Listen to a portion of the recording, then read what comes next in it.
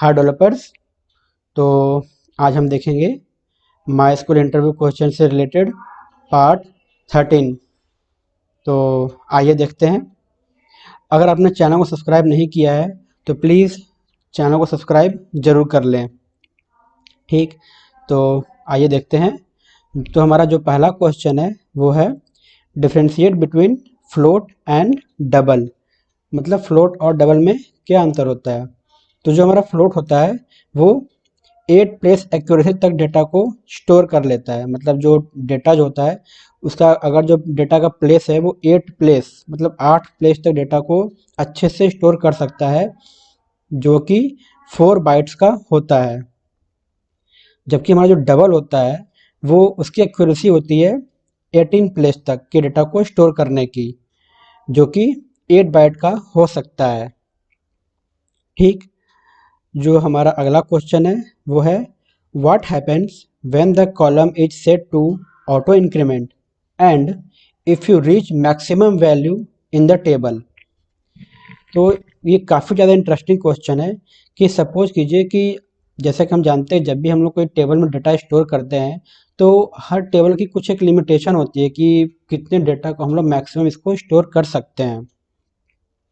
तो सपोज कीजिए कि अगर आपका जो टेबल है उसमें ऑटो इंक्रीमेंट की वैल्यू सेट है, ओके, और जो आपका जो मैक्सिमम टेबल के का जो लेंथ है आप उसको क्रॉस करने वाले हैं या फिर उसको क्रॉस कर चुके हैं।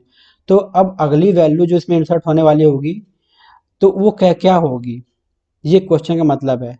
तो उस केस में क्या होगा कि जो हमारा वैल्यू इंसर्ट होने वाली रहेगी वो इंसर्ट नहीं हो पाएगी। मतलब जो इसकी ऑटो इंक्रीमेंट रहेगी वो स्टॉप हो जाएगी। ठीक, और वो हमें एक एरर प्रोड्यूस कर देगा। क्यों? क्योंकि जो उसकी जो वैल्यू है जो इंसर्ट होने वाली है ऑटो इंक्रीमेंट में वो ऑलरेडी यूज हो चुकी है। मतलब वो पूरी तरीके से फुल हो चुकी है।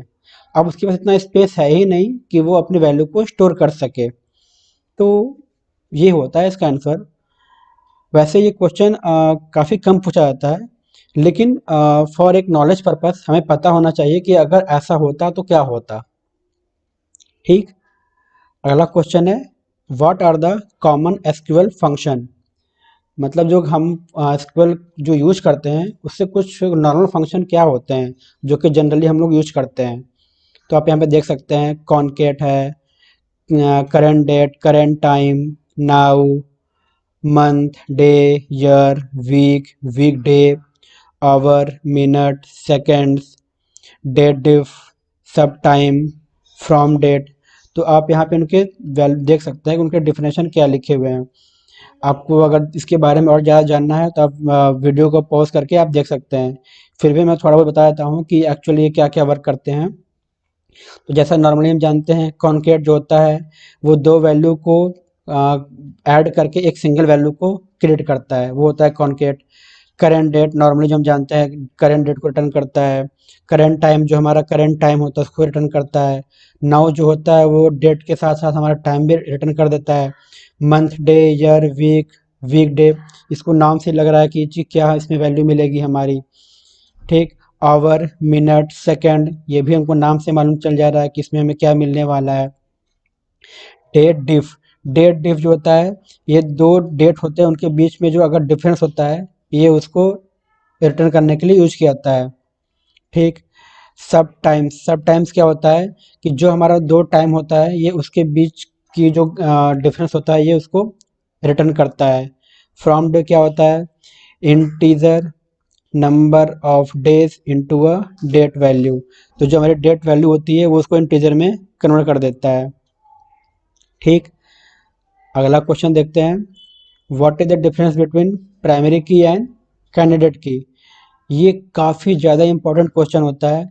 मैं तो यहाँ तक कहूँगा कि शायद इस क्वेश्चन के बिना माई स्कूल का इंटरव्यू ही अधूरा होता है, क्योंकि ये क्वेश्चन ऐसा कॉमन बन गया है आज के समय में कि ये क्वेश्चन पूछा ही पूछा जाता है।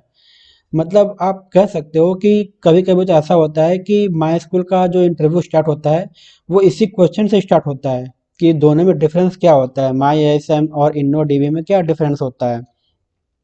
तो आइए देखते हैं इसका डिफरेंस। तो जो हमारा माई एस एम होता है वो टेबल लेवल लॉकिंग होता है, और जो हमारा InnoDB होता है वो रो लेवल लॉकिंग होता है। जो हमारा MyISAM होता है, अगर हमको मैक्सिमम स्पीड चाहिए हुआ है, ठीक है, डेटाबेस में अगर हम लोग कोई भी डेटा ट्रांजेक्शन कर रहे होते हैं, तो अगर हमें उसके बीच में स्पीड चाहिए होती है, काफ़ी हाई स्पीड डेटा, तो हम MyISAM का यूज करते हैं। लेकिन InnoDB जो होता है वो मैक्सिमम परफॉर्मेंस के लिए यूज किया जाता है, और प्लस अगर हमारा डेटा जो है उसकी जो वॉल्यूम काफ़ी ज़्यादा है, ठीक, तो उस केस में InnoDB का यूज किया जाता है। MyISAM में एक डिमेरिट है कि ये फॉरेन की को सपोर्ट नहीं करता है, जबकि InnoDB जो होता है वो फॉरेन की को सपोर्ट करता है।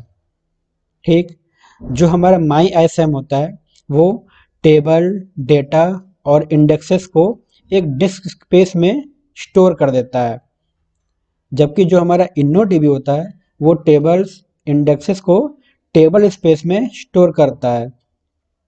ओके। और MySQL की एक और डिमेरिट होती है, वो ये है कि ये ट्रांजैक्शन को सपोर्ट नहीं करता। ट्रांजैक्शन क्या होता है? ट्रांजैक्शन में हमारा कमिट और रोल बैक होता है।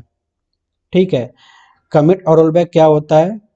मतलब कि जब भी हम लोग कोई आप कह सकते हैं कि कोई ट्रांजैक्शन कर रहे होते हैं, तो हमारी दो तरीके के स्टेज होते हैं, या तो वो सक्सेस होगा या तो वो फेल होगा।